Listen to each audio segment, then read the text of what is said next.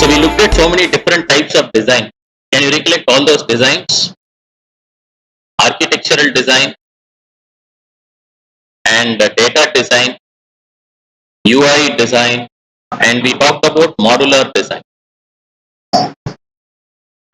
In modular design, we talked about one particular tool. What is that? Data flow diagrams. This is used for top-down design. You break a major function into smaller functions. The another kind of design that we are discussing with modular design is object-oriented programming design, or else you can call that to be bottom-up design. So data flow diagram is a standard for modeling top-down approach, whereas when you talk about bottom-up approach, it is purely with object-oriented programming. So they have this challenge, if I'm going to design an object-oriented system, how to visually represent that system?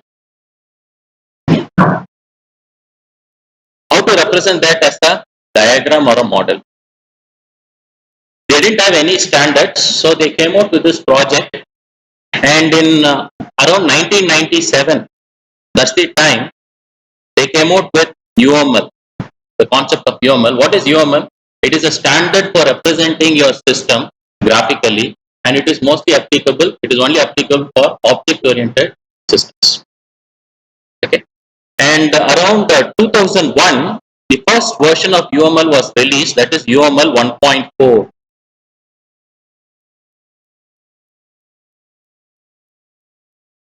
And in 2005, I guess, they revised the UML 1.4 standards and they released another standard called UML 2.0. And there have been several variations to UML. Several versions have been released, like 2.1, 2.1 point something. And even in October of 2017, there was a version released. But when you talk about the tool support for UML, most of the tools support UML 1.4. And IBM's Rhapsody, Rational Rose supports IBM's Rational Rose supports 1.4, whereas they have released a new product, that is Rhapsody, which is compatible with UML 2.0. So for our demo and for our understanding, we'll look at UML 1.4. What is the difference between UML 1.4 and 2.0? I will not going to go into in-depth differences here. UML 1.4 supports 9 different models or 9 different diagrams. So when you talk about UML 2.0, it supports all these 9 diagrams plus new diagrams, like they have a timing diagram, and then they have a package diagram being introduced. So it's like plus a few more diagrams in UML 2.0.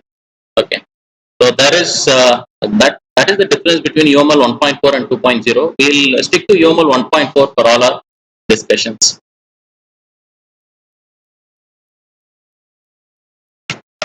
So what is UML used for?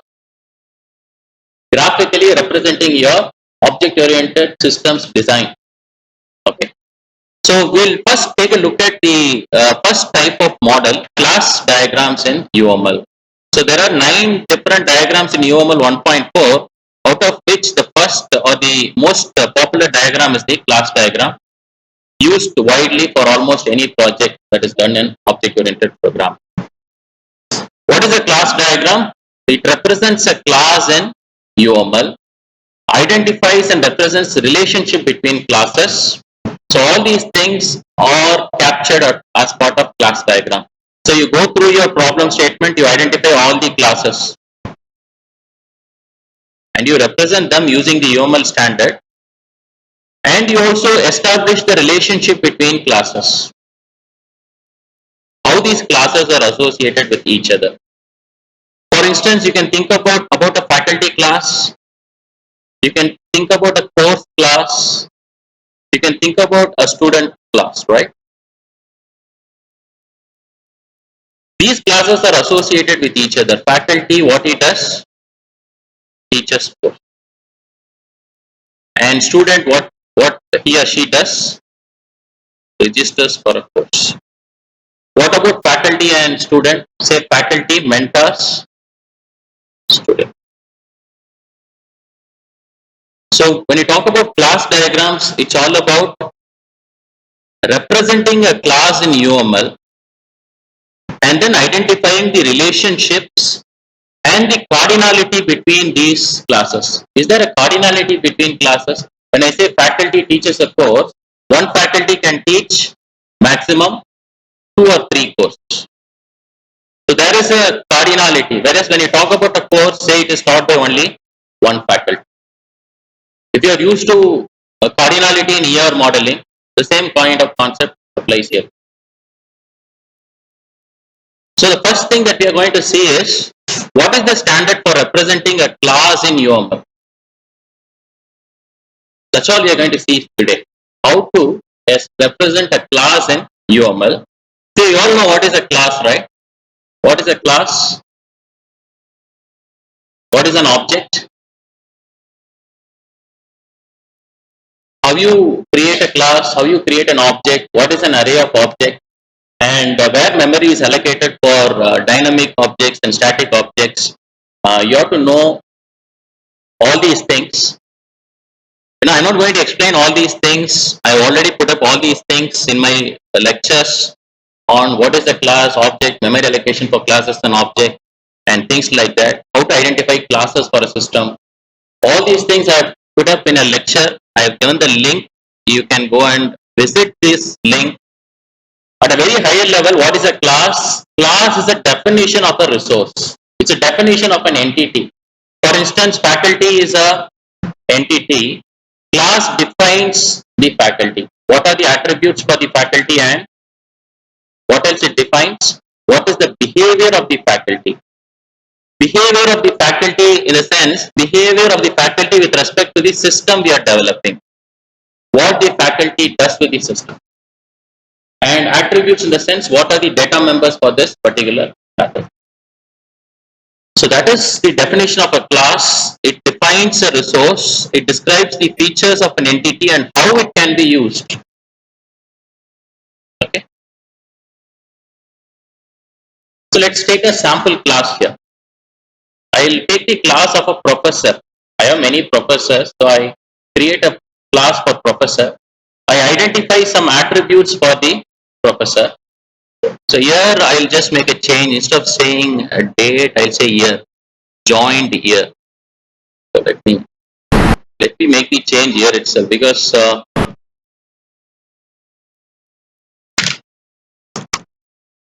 here and then joined here. Let's make this change.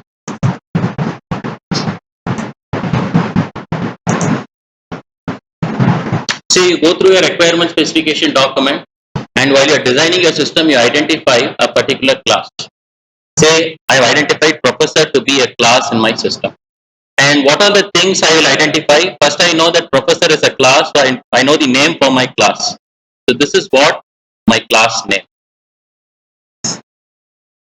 And I identify some attributes associated with the professor class, say employee ID, joined year, years of experience, name, address, gender.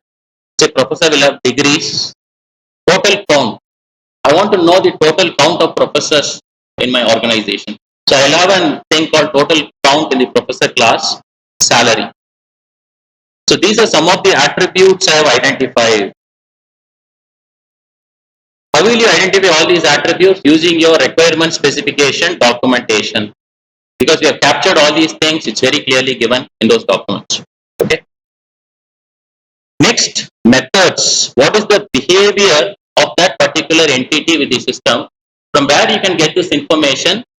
Mostly from your use case. What the faculty does with the system. And another area where you can go and get a detailed insight of all the behavior of faculty is DFT.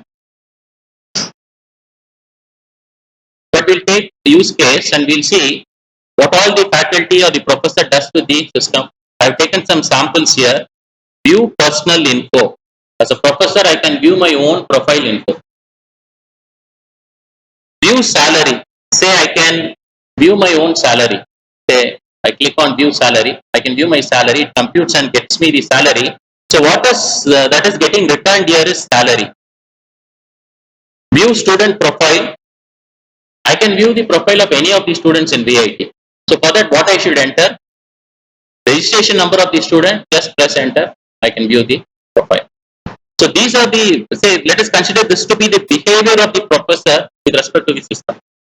I can view my own profile information. I can view students' profile information. I can view salary. I just limited my methods to a certain numbers because it will be very difficult when you go and list all the methods. So these things I have captured from the use cases, from the requirement specification. I have captured all these things.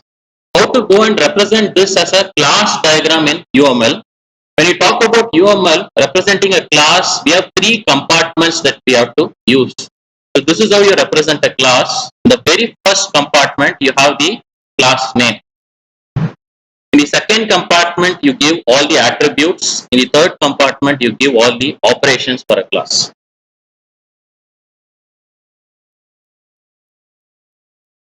So we have some rules for a class name. That is, class name should be a noun. Say like professor, faculty. It should never be add faculty. This is not a valid class name. This is an invalid class name because it denotes an action. It is a verb. Normally, when you talk about class names, they are nouns. Professor, student, car, driver.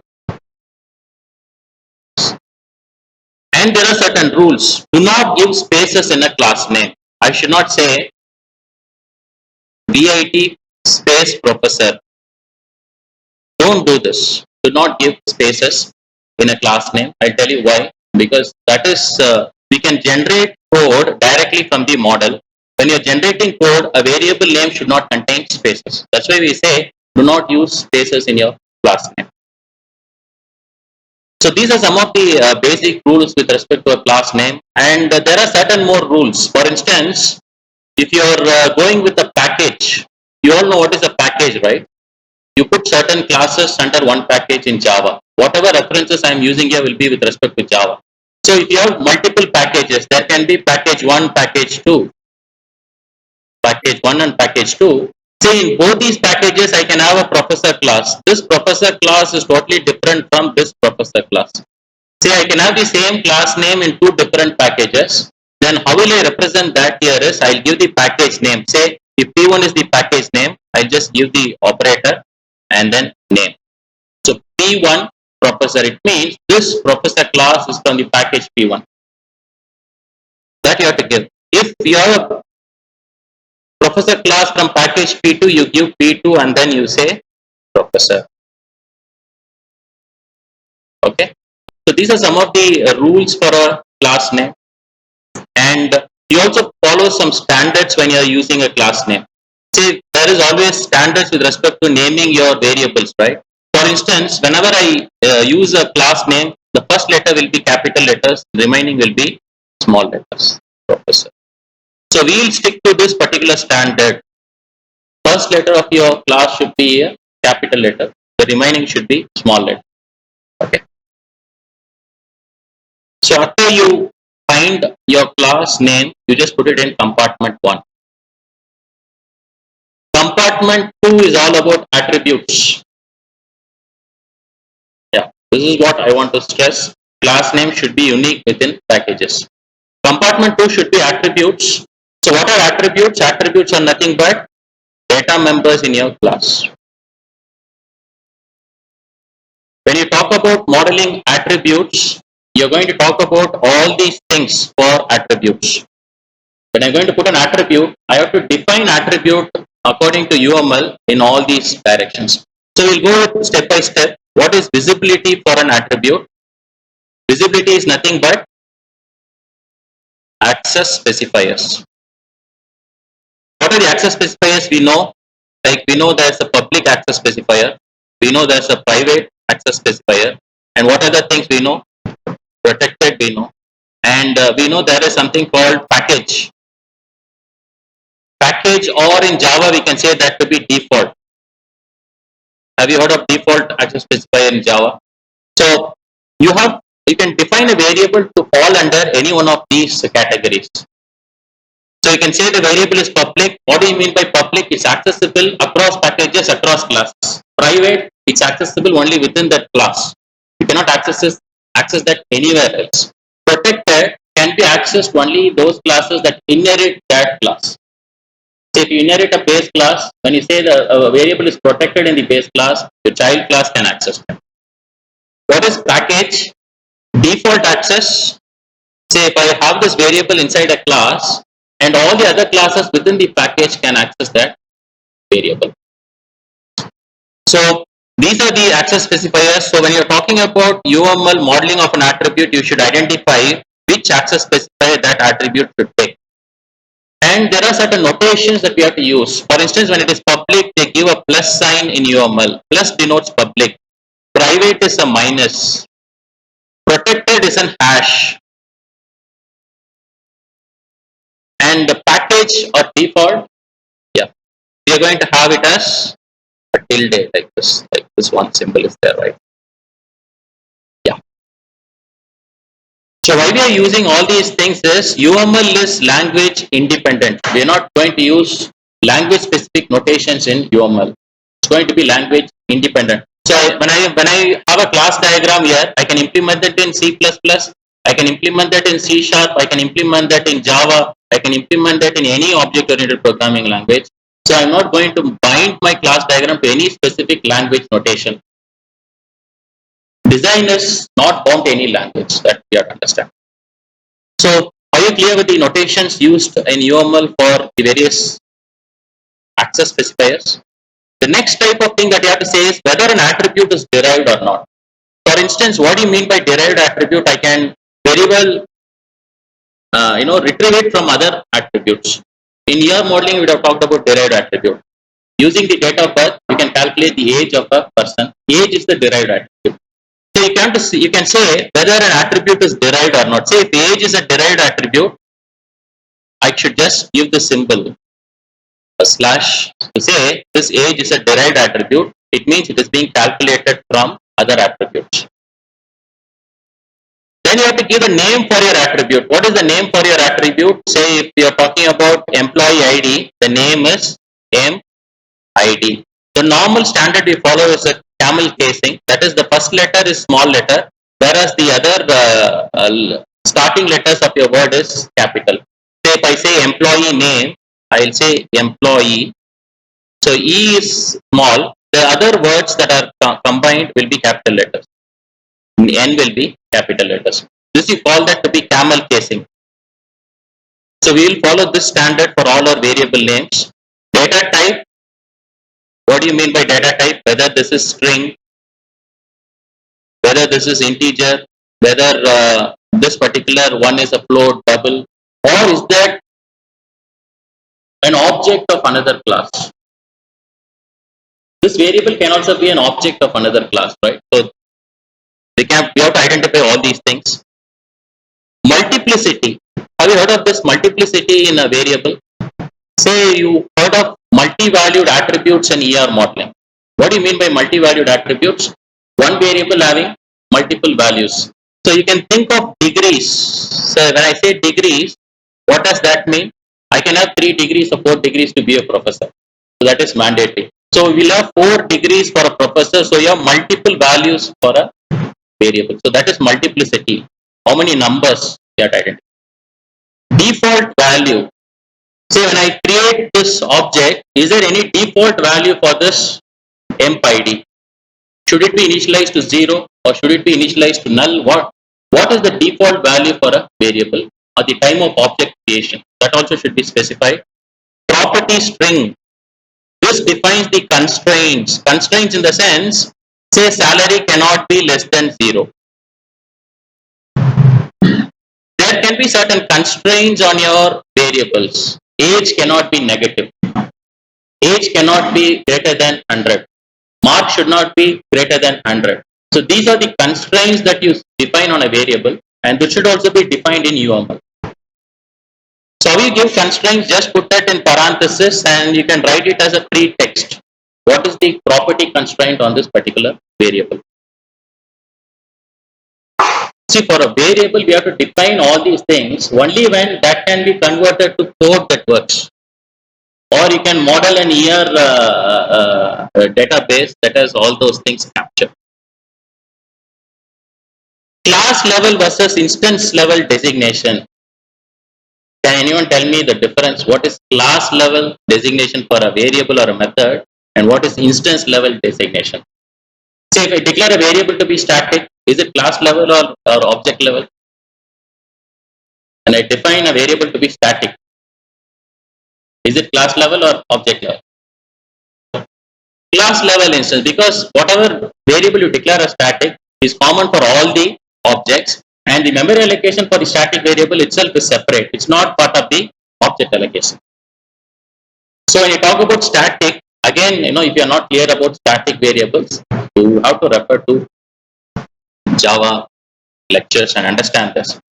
And instance level is, say, it is very specific to an instance. I invoke the data member by using the object dot member name or object dot function name. Then it becomes an object level designation. What is class level designation? If I declare something to be static, I can say class name, say professor dot variable name. So I use the class name to actually access that particular variable or method. Okay. So whenever you talk about an attribute in one of your operations compartment, I mean in your attributes compartment, you should define all these things for the attribute. So I'll erase this and I'll show you the syntax or how you have to define an attribute. First you have to give the visibility. Next, whether it is derived or not. Next, the name for the attribute, type for the attribute, multiplicity for the attribute. And here you have one more thing, is equal to default. It denotes what is the default value for the attribute at the time of object creation. That should be mentioned. And property string is any constraints on that particular attribute. Like salary should be greater than 0, number of years should not be negative. You put some constraints, right, that you can explain. So now we'll go and create our attribute compartment for our faculty class. So here I have just assumed certain access specifiers here. I say employee ID is public. Plus means public. It's not a derived attribute, so I'm not giving the slash. Emp ID is the name. Actually, I should be in capital letters here as per the things I've told you.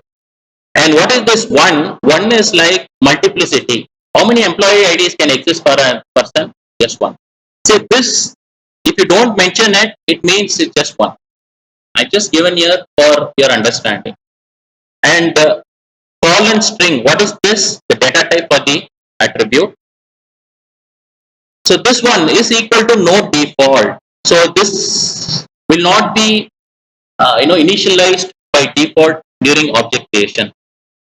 So when an object is created, it is mandatory for us to pass the employee ID through one of the parameterized constructors. So again, constructors, parameterized constructors, how you pass data into parameterized constructors. Please read it as soon as possible if you're confused. So what is this no default? Employee ID will not be initialized to something default. It should be provided at the time of object creation. Only then you can go and create an object. Required says it's mandatory. Next we'll come to join date. I say it's protected. I have given that to be hash. Join date, actually it is int. I'll say it's int because it's not even int. It's year. I made a change here. It's joined year. I'll make it as joined year. When the employee joined, it's of type int and its multiplicity is 1. It's also no default. It should be provided at the time of object creation for an employee. Years of experience. What do you mean by years of experience? Number of years the employee has worked for. This can be very well calculated using the joined year, right? So it is a derived attribute. It's of public visibility. So how this year of experience should be calculated? We can also give that as a constraint here. How years of experience can be calculated? It is nothing but joined year and current year. You take these things and you subtract. So you get this derived attribute years of experience. So when you have a derived attribute in the parenthesis, you have to give how you are calculating that derived attribute. Name is a public visibility. Multiplicity is 1. Type is string. Again, name, there is nothing default. It is required during object creation. Gender, the same thing. It's also required field during object creation. Degrees. When I talk about degrees, it's a public visibility. And degrees, you can think of a string. We'll just go with a string because when you go with another class definition here, it becomes a problem. How many degrees a professor can maximum have? 4 degrees. So I give the multiplicity here. And it's of type string. Each degree, say BE, ME, PhD, everything is a string. And there is no default here. When you create an object for a professor, obviously you should provide the values for the degrees. Total count. So how you define total count? What is total count? Total count is the number of professors in your organization. So this is nothing but a static variable. And it is of private access. It's only specific for the professor class. Nobody is going to inherit or use it. And total count is static. So what we do is we just show it with an underline. This one is missing here. Please make note of it. So we have to underline any static variables and show that. So we understand that is static. Int is equal to 0. So here I am saying equal to 0 in the sense when I am defining total count, what is the initial value? By default it will be 0. Okay. It's not pertaining to an object. While you are defining total count, you will initialize that to 0 in the class. Salary is a protected variable and multiplicity is 1, which of type int. And while I am creating the object, the salary for the professor, maybe I have it initially to be 0. Later on, I can add the salary. So when I say no default, it should be provided during the creation of the object. When I say equal to 0, it can be initialized to some initial value during the creation of the object. And what is this? This is a constraint that we establish. Say salary should be greater than 0. Negative values are not allowed for salary. So you have to give details to this step so that our programmers can really go and code this. Modeling operations. What do you mean by operations? You can talk about methods or functions. So every method or function should be taken care of. It should follow all these things. What is the visibility, name, parameter list, return result, and properties. Purely with functions. We all have learned methods and functions in object-oriented programming. We know much of this. Let's see how to go and model this. So how will you model this for any function, whether it is public, protected, private, or default? And name for the method. After the name comes the parameter list, if the function getting any parameters. Next comes return result. Say if the function returns a result, say if it returns integer result, just give int. That's it. If it's return a boolean value, what you are going to say? Colon boolean. And again there comes a property. This is just like a comment. This function is used for calculating tax for the professor. Something like that. So you have to give all these things for every method you are defining. So let's go and take a look at some of the definitions I have given here. For instance, this is private. View personal info is the method name. I don't have any arguments to specify here. And I have given a comment or a property saying displays personal information of the professor. View salary. When I view salary, I say it's protected and there is no input parameters to my method, whereas what is getting returned? Integer. Say when I call this method, a salary will be returned. I say that to be integer. And the comment is display salary for the professor. View student profile. Say here there is a thing, this is a public method. And what is the input parameter that is going in? Registration number. And that's what, there's no return type. View total count. I have underlined this. What this is like? This is a static method. Static method will be called using only a class dot method name. So whenever you're talking about static methods and variables, you give it that with an underline. You underline that and show that. And there's one more thing that we have to be very specific here. Say here in view student profile, how the parameter should be given is in space registration number. So you have to specify all the parameters that you pass for your methods. From where you can get the parameters? From your DFDs. So that's where you model what data is passing between functions. So where you get the parameters from? From your DFD. Where you get the DFD from? From the requirements. Okay. So we have modeled operations, and finally, for any class that we identify, this should be the representation visually for a class. So we have represented this. Can we really go and implement this? Can you write code for this in Java? Can you create an instance of the professor?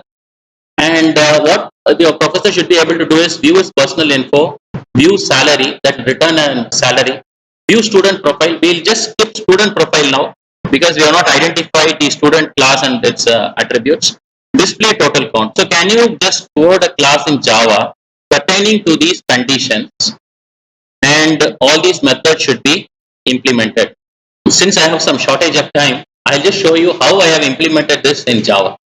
So I went ahead and implemented this in Java. Let me show you this implementation. Just a demonstration here. So I have taken everything here. I have put this in Java. Say I have created this professor.java class. And when you take a look at this, when I say public string employee ID, it should match public employee ID string. So like that protected end. So I am just writing my code for the attributes. And there's one more thing. I have a parameterized constructor here. What do you mean by a parameterized constructor here? When I create the object, I pass the attributes for my object.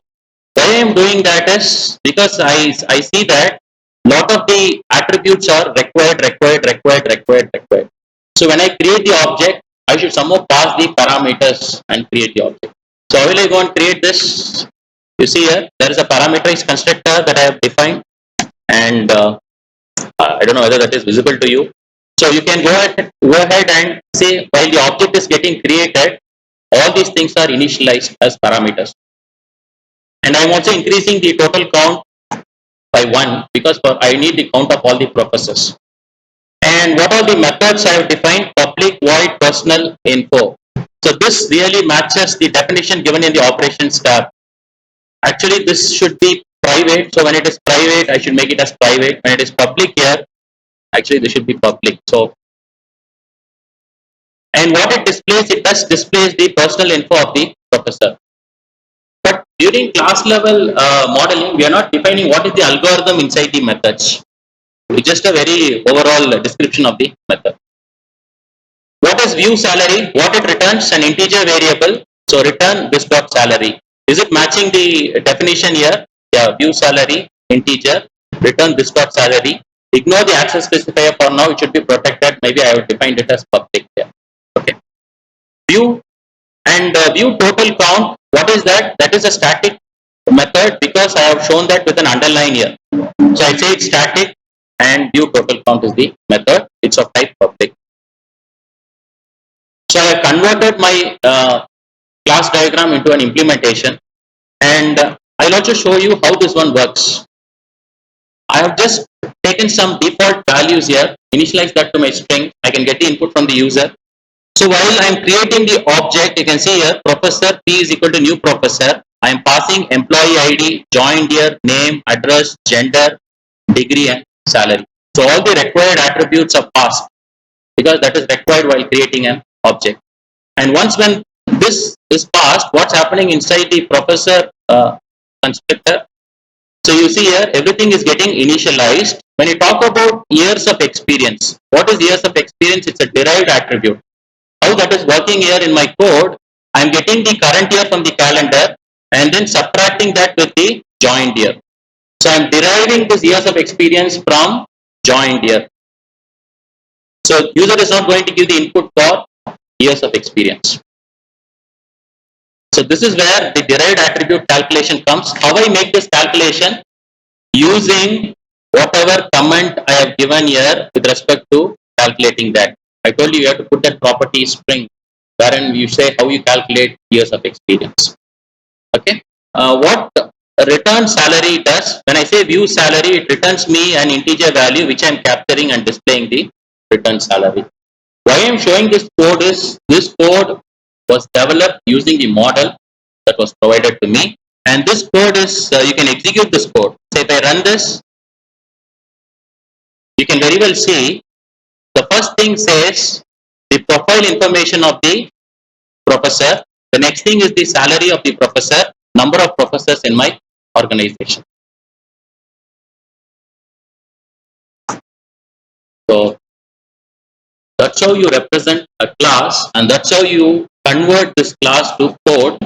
And in the evenings lab class, we'll be looking at Argo UML, wherein you will model this class here. And there is an option for generate code for project. When I click on generate code, using that model, Java code will be created for me.